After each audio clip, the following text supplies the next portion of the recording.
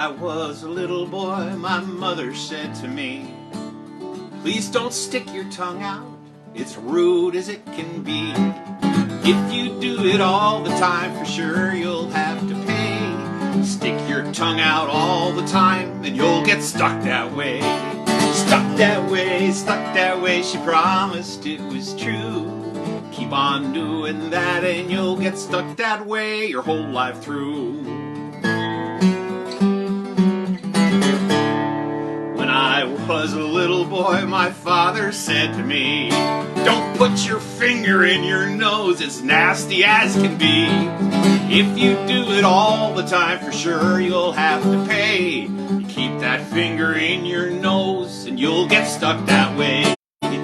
Stuck that way, he promised it was true. Keep on doing that and you'll get stuck that way your whole life through. When I was a little boy, my teacher said to me, please don't cross your eyes like that, it's silly as can be. If you do it all the time, for sure you'll have to pay. Cross your eyes like that too much, you'll get stuck that way. Stuck that way, she promised it was true. Keep on doing that and you'll get stuck that way your whole life through.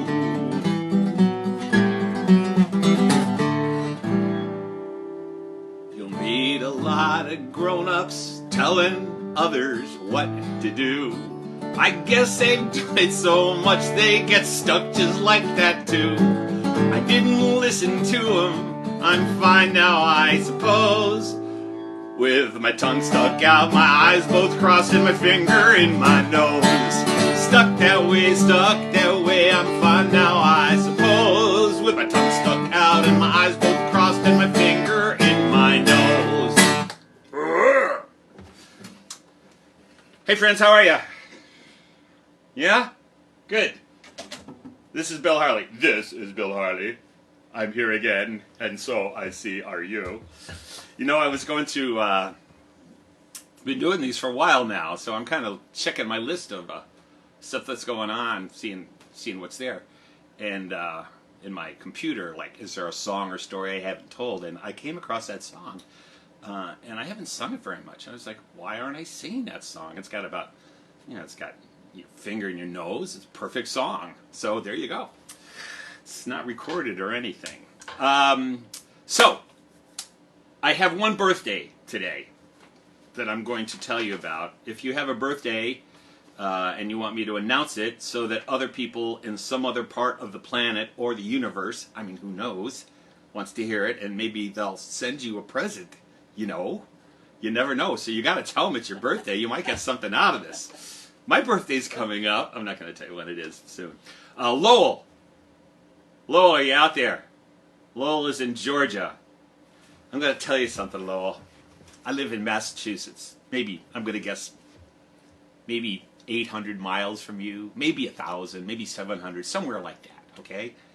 And this afternoon, I came out right before I went to do the show, and I walked out, and it's hot and humid, and I thought, I feel like I'm in Georgia.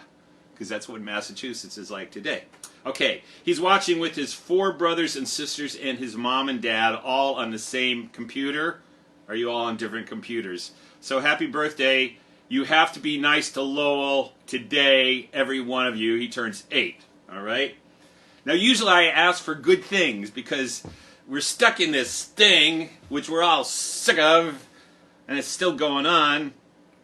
And it's really easy to go down what we call around here the rabbit hole. It's like all of a sudden, there you are. We have a rabbit in our garden, by the way. It's eating the lettuce. But, and it's not going in to have a heart trap. But anyway, that would be another thing that would get you depressed. But we need to pay attention to the other stuff, too. No reason you can't have some good things happen, too. So if you do, I would like to hear about them, and then we'll tell other people about them. And then they'll go, oh, there's one happy person, at least for a little while. Now,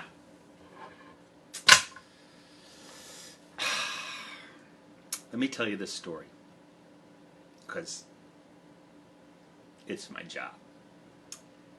So, when I was a kid, growing up, my mom would follow me around the house, muttering to herself. She'd say, everywhere I go, this is a big mess. Everywhere I look, there's something everywhere. I could do something in my life if I didn't want, but all I do is follow around, pick you after you look. You lift that down. You lift your shirt over there. You didn't clean up under the sink. What am I going to do? All I do is follow around after you. That's all I do. I could do something else, but no, I have to follow around and you. Just a big mess. It looks like a tornado. It looks like FEMA should be coming in here. Everything is a big mess. And I thought the whole house was a mess because of me. Right? But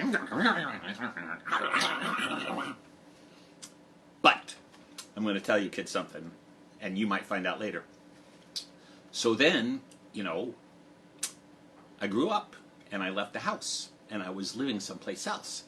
And I was driving through the town where my parents lived, and I said, I'm going to surprise my parents. So I pulled in the driveway, and I came up the back steps, and I opened the door into the kitchen, and I looked, and I was like, whoa. There were dishes in the sink. There was a newspaper on its chair. There was some unfolded laundry. I said, whoa. And my mom came in. She said, oh, Bill. I said, hi.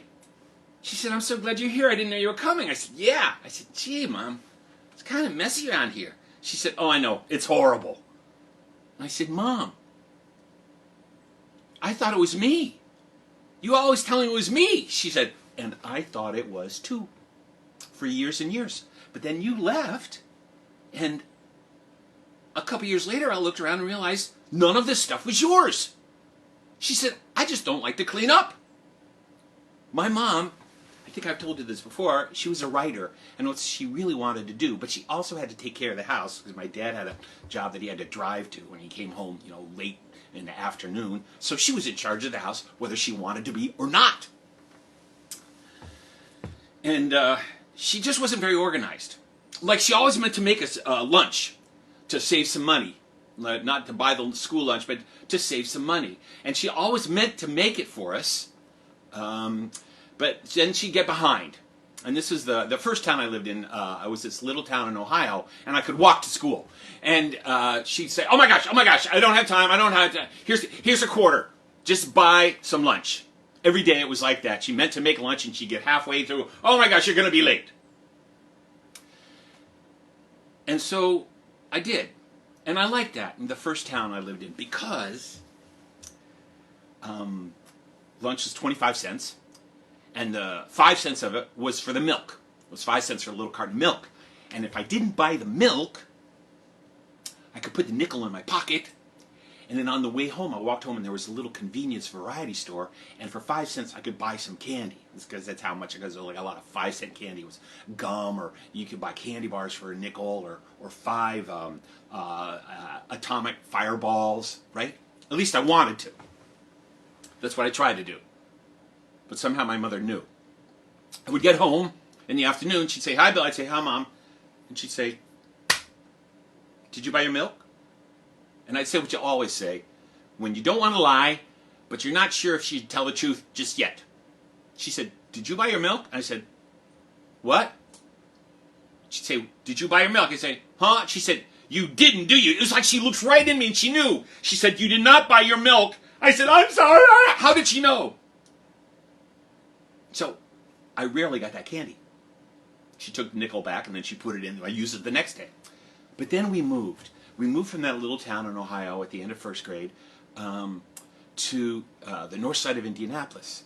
And the school was far away, and I had to take a bus. I had to take a school bus. And not only that, my mom decided she was not going to make lunch anymore. She was not going to make it for me. I was going to get school lunch. Now, it was pretty exciting because I thought maybe there was a place the bus could stop and we could all get candy. But that's not what happened, because you couldn't get the bus driver to stop. You stop over here, we'll get some candy. No, he wouldn't do that. But also, we paid for lunch by the week.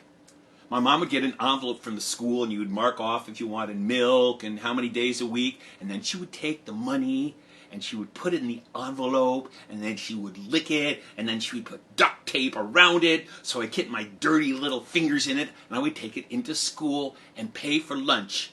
And because of that, I got to know the person who ran the lunchroom very well. Are you with me? Yeah, I even knew her name. I knew her name. And no one told me, but I knew her name. Her name was Mrs. Lunchroom Lady. But that's what we called her. Because when you don't know an adult's name, you just call them by what they do. Hi, Mr. Mailman, you know, or whatever it was. Hi, Ms. Doctor. You didn't know what it was. So you just, and her name was Mrs. Lunchroom Lady.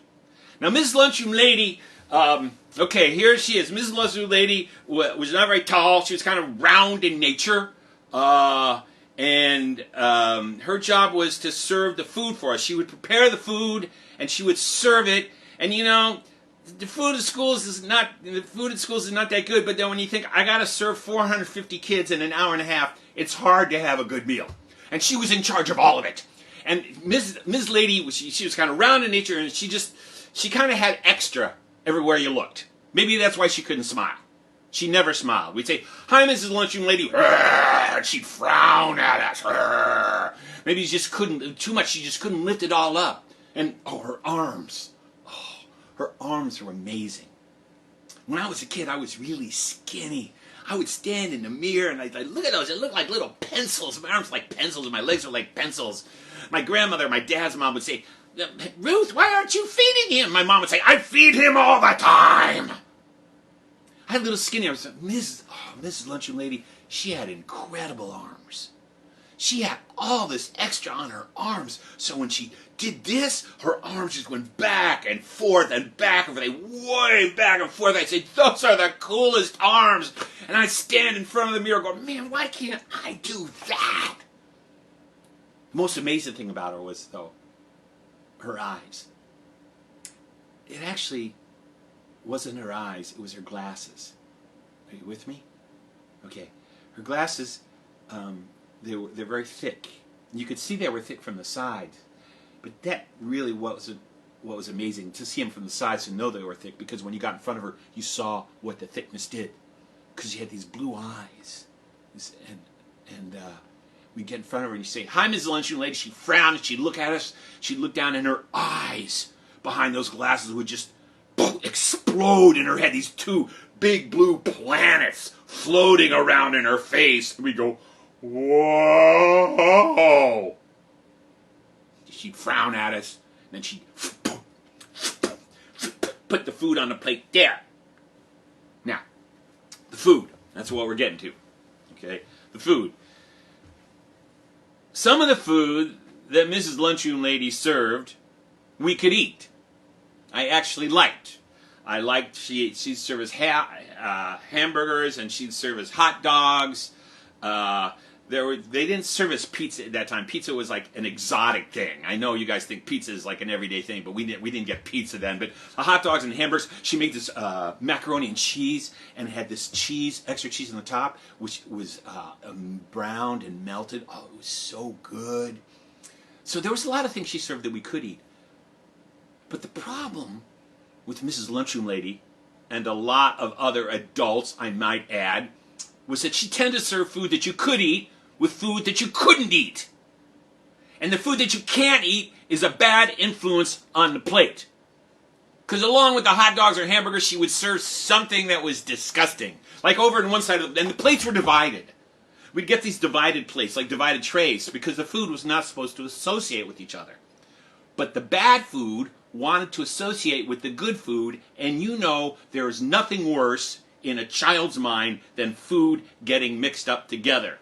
Adults are so clueless. They go, "Oh, it all ends up in the same place. Well, let's just put the broccoli with the ice cream right away." No. And so here's what would happen. There'd be food you could eat with food you couldn't eat. Like over here in one corner of the plate would be a hamburger. And the hamburger was happy. "I am a hamburger. People really like me. I'm going to be eaten, la la la." But over here, in another little section, floating around in this green, viscous fluid would be like chopped up broccoli bits. Grown-ups always give things clever names, thinking that maybe children will be fooled. Broccoli bits, carrot coins. And it would be floating over here going, "I'm broccoli. Nobody likes me. Nobody's going to eat me. I'm going to get thrown away. I'm so sad. I don't even like myself. And the hamburger would be going, I'm hamburger, and nobody likes me. I'm hamburger. What was that? I'm a hamburger. I'm going to be eaten. Oh, look, it's a hamburger. Hey, can I join you? No! And the broccoli juice would slip over into the hamburger bun, and the hamburger bun would absorb the broccoli juice, and you pick it out, and you couldn't eat it. You had to put the food in the gray garbage can by the window, and you were done for the day, and that was bad, because if you did not clean your plate, you would not get seconds. Now, Mrs. Lunchroom Lady had developed this strategy, which was called seconds, which is if you cleaned your plate of everything on it, you would get seconds, and it would always be something that you really wanted. It might be another grilled cheese sandwich, maybe another hot dog, maybe a handful of potato chips, or, if you were really lucky, the seconds she served that we all loved, that we would die for, that we would kill our best friend for. And I'm going to tell you what this is, and you're not going to believe it. It's going to seem so minimalist to you. It's like, really? But I'm telling you. Mrs. Lunchroom Lady made the best hot bread and butter sandwiches in the world.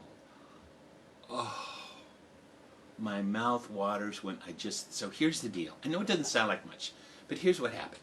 Okay, Mrs. Lunchroom Lady would come in, and when everything else is ready, she'd take out one of these big, huge trays, like half the size of the state of Rhode Island. And then she would take these big, long loaves of white bread. And then she would put the white bread out, spread them out, and then she would take this big vat with this big, fat knife spoon kind of thing, and the vat was filled with butter or something that looked like butter from the U.S. Department of Agriculture, and she would slather it all over that, and then she would put other bread on top of it, and then she would take that and she would put it into her magic oven, and it would stay there for 187 seconds or something exact like that. And when it came out, something had happened. Wow. The butter, or whatever it was, had melded into the bread. And the bread wasn't brown yet. It wasn't burnt. It was still white, but it was now just a little bit crispy. And the butter had melded into the bread, and remember like my stories about the yeast rolls? It was just like that. But this was at school. Oh, it was so good. It would melt in your mouth. Oh, it had all the good food greens, white and brown and yellow. It was perfect. But the problem was, if you wanted to get one, you had to clean your plate. And Mrs. Lunchroom Lady always put something on the plate that you could not eat. I had never gotten seconds. I'd had a bite. Once a friend of mine gave me a bite of a hot bread and butter sandwich. That was all I really wanted. So, one day, 3rd grade, Mrs. Nottingham's class. Got hundreds of children to serve. And we don't know what's being served for lunch.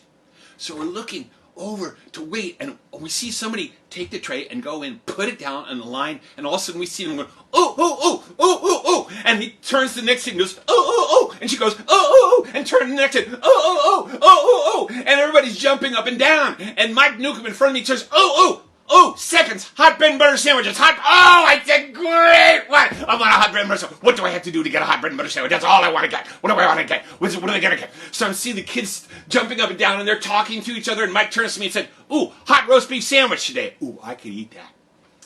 It was a piece of white bread, and it had some thing that maybe had been a cow sometime there, and then there was this gravy on it, which was salty and good, and I said, I can eat that. And also, when Ms. Lunchroom Lady served a hot roast beef sandwich, she always served something else that went with it, and maybe you could guess what it is. Some of you older people probably can. Mashed potatoes. Right.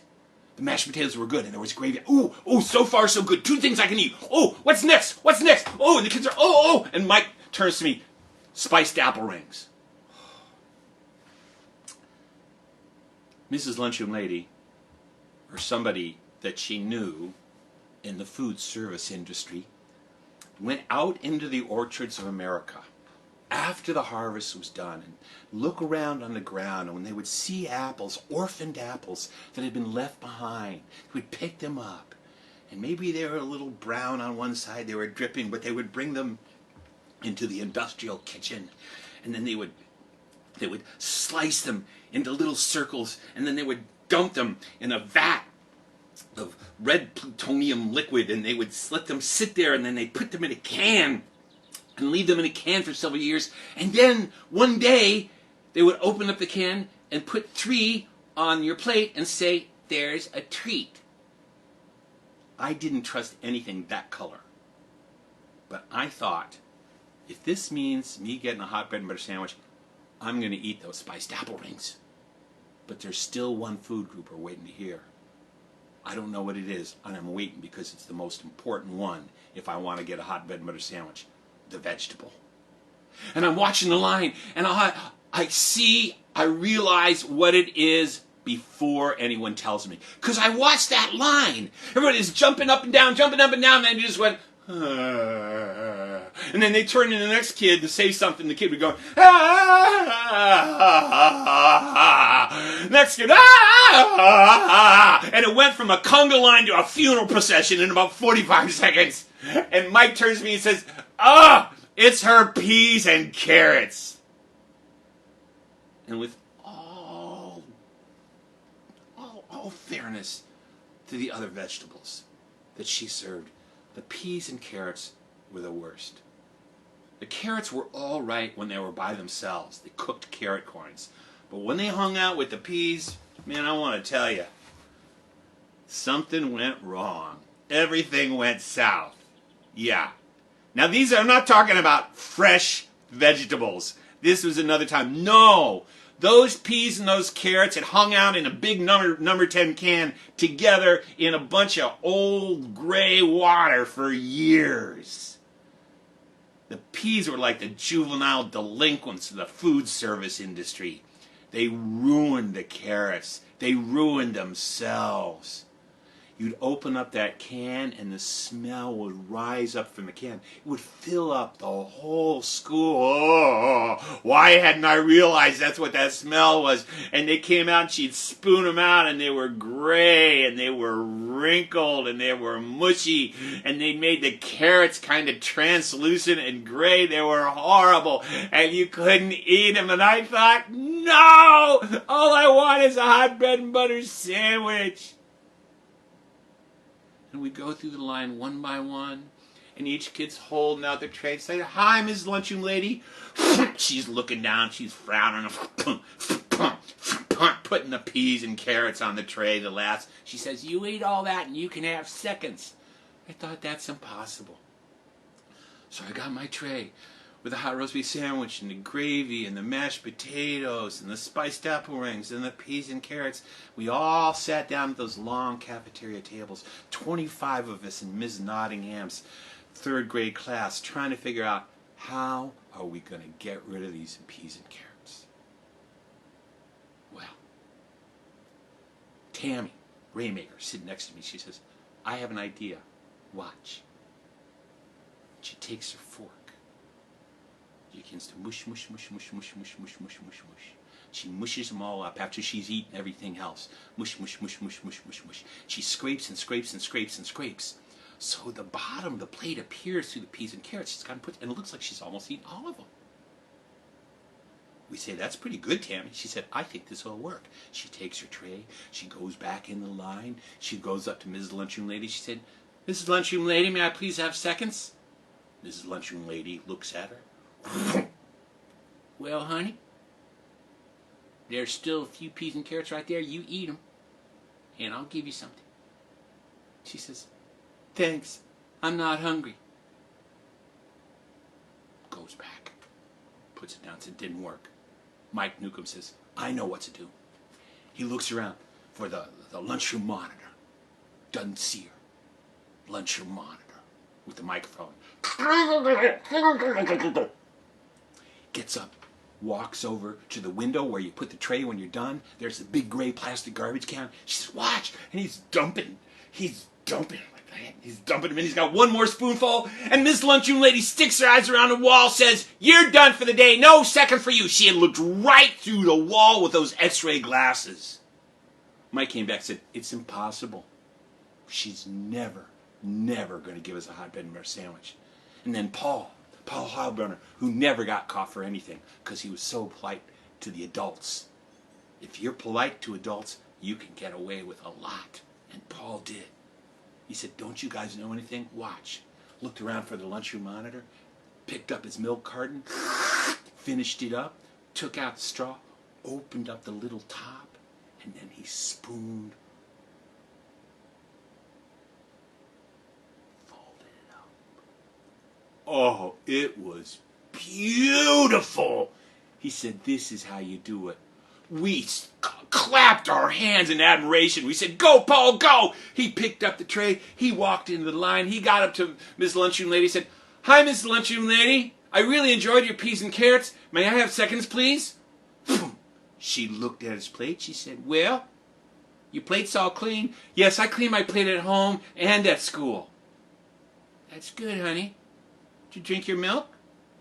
Paul said, "What?" She reached over the counter. She picked up that carton.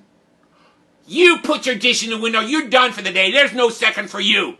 Paul comes back and said, "It's impossible. She's never going to give us one. She's going to take them all home and eat them tonight. That's why she's got extra." We were sitting there. There wasn't very much time left in the lunchroom period. None of us were going to get it. And I looked across the table, and right across the table from me was Larry Becker. And Larry is very neat. I remember that. And he was eating his spiced apple rings, which was amazing all in and of itself. I mean, if you're not going to get seconds, why eat the spiced apple rings? But what was more amazing was there were no peas and carrots on his plate. And I said, "Hey, Larry, where's your peas and carrots?" And he said, "Oh, I kind of like them." I said, "You do? Really?" The other kid said, "You like them?" And he said, "Yeah, I kind of like them." And I said, "Gee, Larry, do you want my peas and carrots?" And he said, "Okay." Just like that. Just like that. 21 servings of peas and carrots on Larry's plate. Everybody came over. They started crawling down the middle of the table. They started coming up from behind him and dumping the peas and shoveling the peas and carrots. This mound of peas and carrots getting bigger and bigger on his plate. And everybody's up there running to the line to get seconds to get the hot bread and butter sandwich. It had happened so fast, even though I had started it, I was not ready for it. The kids were halfway gone. I still had the peas and carrots. I shoved them off. I got halfway out of the bench. I looked down, and there were those dumb, spiced apple rings. And I ran off to the line. And those 3 spiced apple rings cost me 6 places, 7 places in line. And I'm standing in line. All of us are in Miss Nottingham's class. We're going to get hot bread and butter sandwiches. And one by one, the kids are coming up to Miss Nottingham. I said, "Hi, Miss Nottingham." She's frowning. She said, "May I please have seconds?" And she's looking down at the plates. Well, she'd reach with her little plastic gloved hand, put a hot bread and butter sandwich in. The kid would walk out, the steam rising up off the hot bread and butter sandwich like they had reached the promised land. Finally, I got to the line. I put the tray down, and I looked down the line. There were about 5 or 6 kids in front of me, and I saw there was going to be a problem. There weren't enough. Mrs. Lunchroom Lady had never had to make so many hot bread and butter sandwiches. She couldn't figure it out. She was turning the plates upside down saying, "Where are all the peas and carrots?" The kids are chortling. I said, "No, I'm not going to go. And please, just this once. I never win anything. I never get anything. I just want to get one." And so I start to count, and I see I am going to get the last hot bread and butter sandwich. My first one. And the kids behind me go, "Hey, Bill, cuts!" "No. Bill, I'm your friend." "Not anymore, buddy. If I have to choose between friendship for life and a hot bread and butter sandwich, I'll take the hot bread and butter sandwich." I'm getting closer and closer. And I begin to get nervous. Because I remember what my mom said. When my mom had asked me about the milk, and I would say, "What?" And she would say to me, "Bill, your face is an open book. I can tell. And that was just my mom. She didn't have X-ray glasses like Mrs. like Mrs. Lunchroom Lady. When I got to Mrs. Lunchroom Lady, she was going to look right in my soul, and she was going to know I was getting this hot bun butter sandwich illegally. I was never going to get it, and I thought, and why are the other kids? They can look right at her, and they can just say, yes, I ate them. What is it? I had this conscience. What an uncomfortable thing to go through life with, a sense of right and wrong. And I knew, what was I going to do? And I decided the only way I could get through it was to not look at her. I thought, maybe if I don't look at her, I'll get away with it. And so the kid in front of me got his, and he walked away. And Mrs. Lunchroom Lady reached down for that last hot bun butter sandwich. The kids behind me swooning. And I held up my tray, and I looked away. I said, "Hi, Mrs. Lunchroom Lady. Please, may I have seconds?" But it was no good. I couldn't do it. It was like her eyes were calling to me. Like her whole being.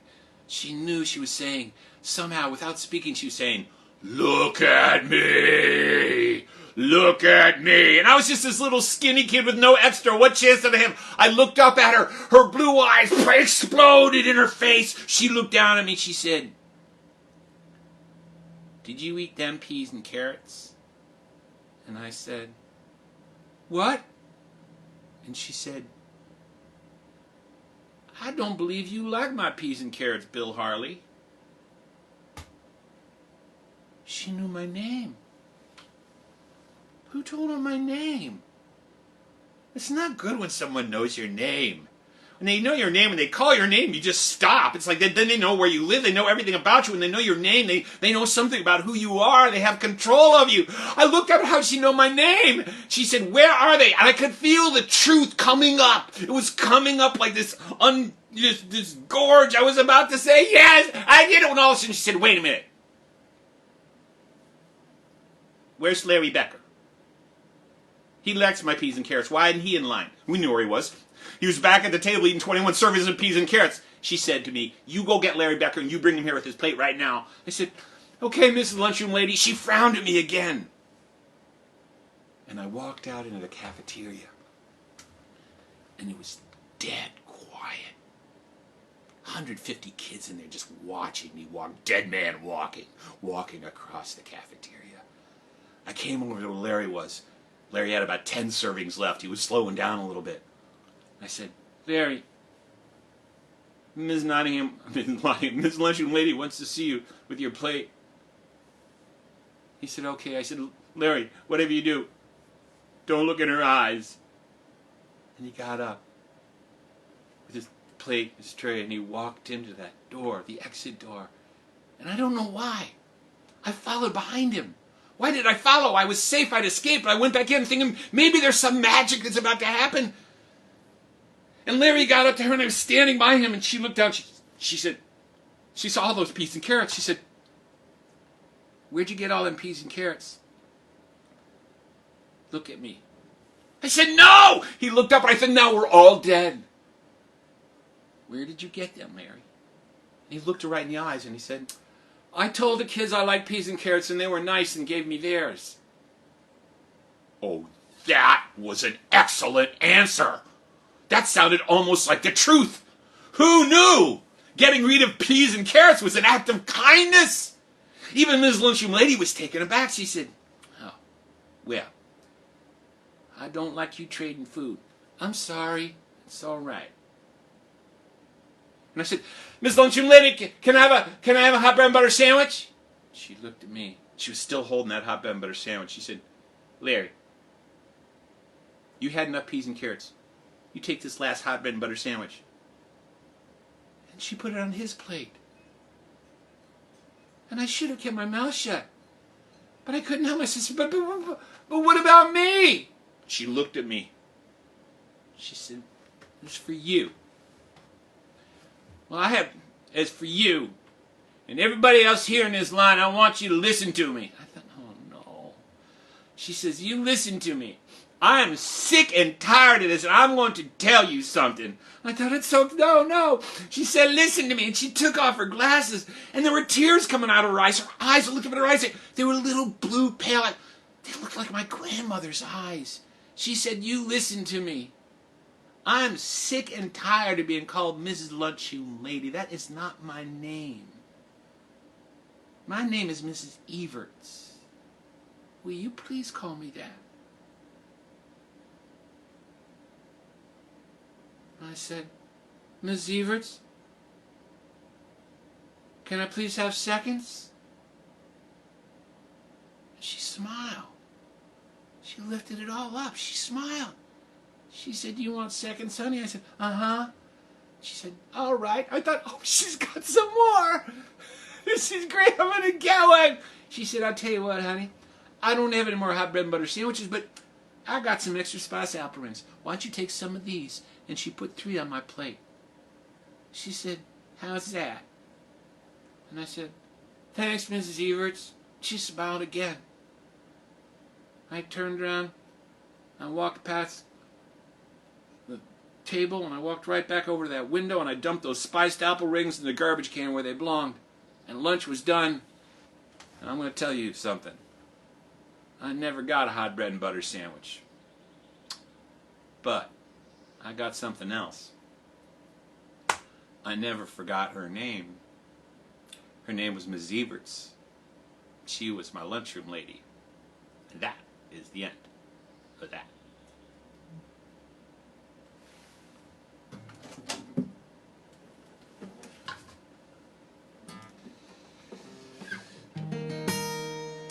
So let's see. I got one more song for you.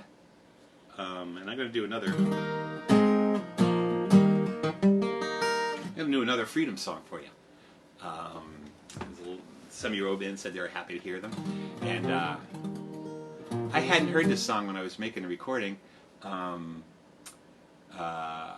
met some people, and I was looking for a fella named Willie Peacock, who had been a young SNCC organizer. And I was also looking for a man named Cordell Reagan, who came out of Nashville, and he was in the original SNCC Freedom Singers. And I was having a hard time finding either of them, and I was in Oakland, California doing work, and somebody had given me a number saying, I think this might be Cordell's number, and I called up. No, Willie might be here, and I called up, and he changed his name to Wazir. He became a Muslim. And I said, I'm looking for Willie Peacock, or Wazir Peacock, and he was a young boy. He said, he's not here right now. I said, well, I'm working on these freedom songs. He said, well, you'll probably want to talk to my dad. His name's Cordell. So I found both of them, and I went to visit them at Cordell's house. And they kind of checked me out. They wanted to know how much I knew about the music, trying to figure out. And finally, Cordell said, what songs are you going to sing? And so I went through a whole list of the songs, some of which I've sung. And then he said, what about Welcome Table? And I said, I don't know that. And Wazir and Cordell looked at each other, and they just said, and right there at the kitchen table they sang this song. This is a song that, it was an old gospel song. It was actually recorded by, oh my gosh, what's the name of the,